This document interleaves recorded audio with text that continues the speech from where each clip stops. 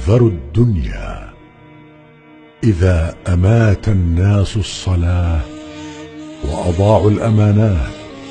واتبعوا الشهوات واستحلوا الكذب وأكلوا الربا وأخذوا الرشا وشيدوا البناء واتبعوا الهوى وباعوا الدين بالدنيا واستخفوا بالدماء وركنوا إلى الرياء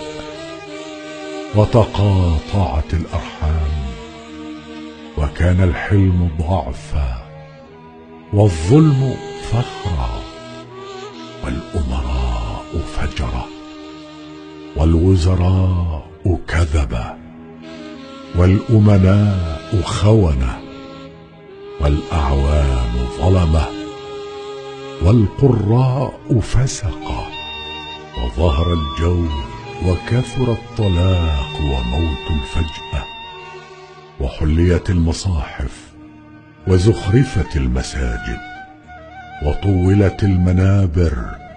ونقضت العهود وخربت القلوب واستحلوا المعازف وشربت الخمور وركبت الذكور واشتغل النساء وشاركن أزواجهن في التجارة حرصا على الدنيا وعلت الفروج السروج وتشبهن بالرجال فحينئذ عدوا أنفسكم في الموتى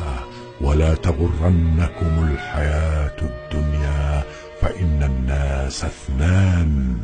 بر تقي وآخر شقي والدار داران لا ثالث لهما والكتاب واحد لا يغادر صغيرة ولا كبيرة إلا أحصاها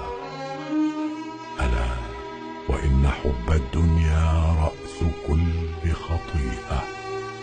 وباب كل بلية